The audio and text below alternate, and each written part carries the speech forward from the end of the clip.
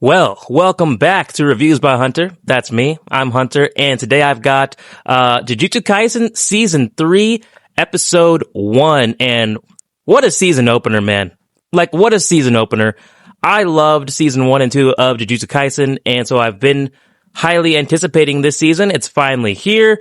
And so let's get right into it. We start this episode with Yuji washing blood off of his hands. And also, actually, let's start with the opening theme. I enjoy the opening theme for this season. I think that maybe it was Season 2's opening theme that I liked a little bit more. A lot of cool visuals in that opening. The art looks really clean. The art looks really good. It looks crisp. I mean, I think it's animated by Mappa. And it just looks top tier right off the bat. I mean, they're not messing around. I think we are in for a banger of a season. But I loved starting the episode off with Yuji wiping the blood off of his hands from his previous fight with Mahito, I believe. And the opening sequence as well, we see what looked to be a dream sequence to me, but then I think I realized it wasn't a dream sequence. It was just a little bit of foreshadowing with Yuta Akotsu has his blade ready to pierce Yuji Itadori. And then we snap out of that.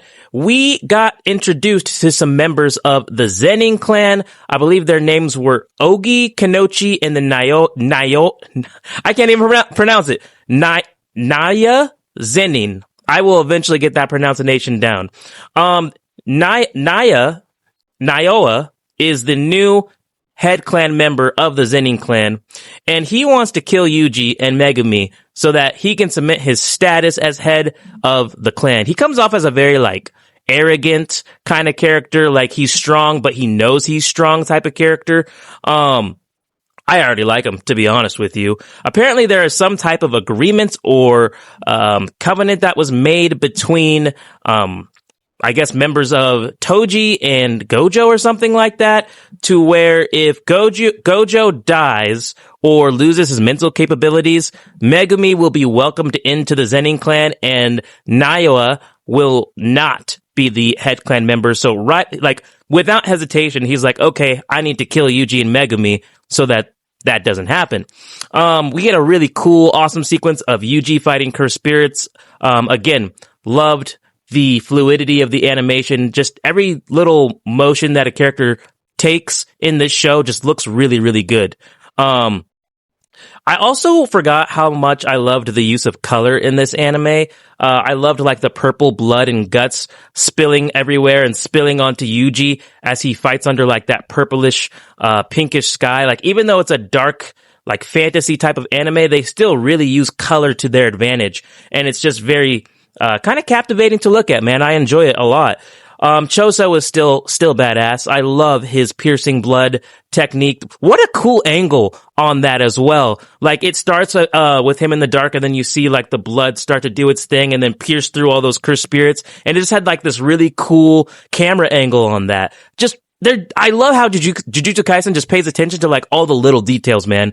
It's very you'll watch 20 minutes of this anime and it feels like you've only watched 10 minutes because you're just having so much fun watching it. It was interesting that Choso likens Yuji to a war god, noticing that he's refined his skills a bit. He's still very physically strong, but he's starting to refine his skills.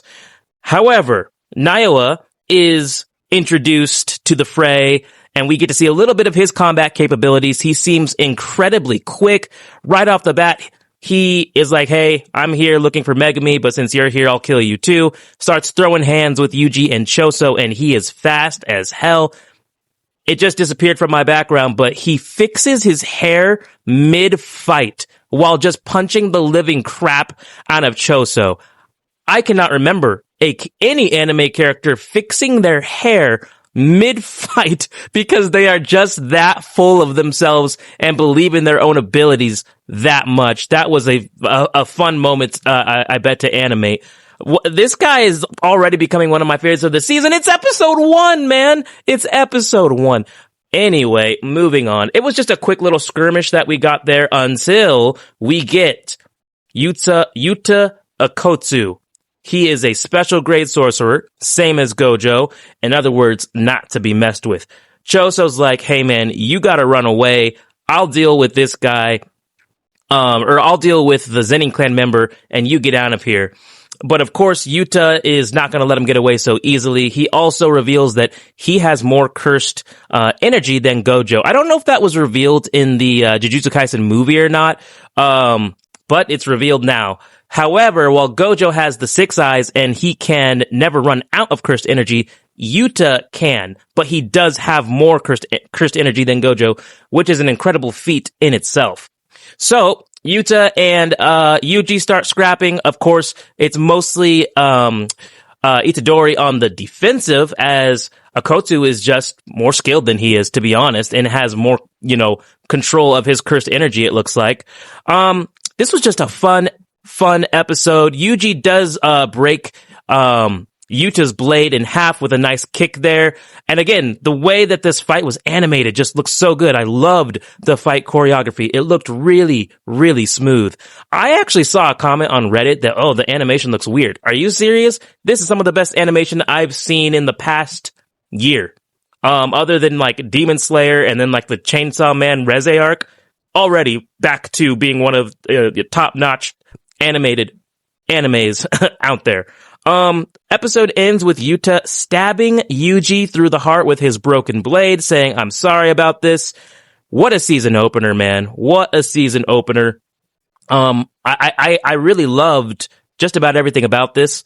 IMDb rating has this, officially rated at about a 9.2 out of 10. And I would agree. I'd give it about a 9.5 out of 10 for my personal rating, man. That was a lot of fun. I'm going to try and keep these reviews or recaps of Jujutsu Kaisen under 10 minutes, for you guys. Make it short and sweet, kind of cover the main points and what I liked, what I thought was awesome, or what I didn't like or didn't think was so awesome. This was an awesome episode, man. I am curious as to what Yuta's end game is here, trying to execute Yuji. It's also worth noting that it was mentioned that because he's no longer under the protection of Gojo, that's why the Noya, I will get that pronunciation down, was so confident about coming to eliminate him. He's no longer protected by the strongest. How many more, kind of assassins are going to be sent after Yuji trying to execute him, right? Even with Choso by his side, I mean, this was not a very easy fight for them. They were clearly outmatched skill-wise, even though they are powerful in their own right. But that's all I got for you guys for this episode of Jujutsu Kaisen Season 3, Episode 1. Let me know what you all thought about it. And what do you guys think is going to happen in the next episode, which I will also be covering. Thank you all for watching. Take care. Stay warm out there. I'll see you in the next video.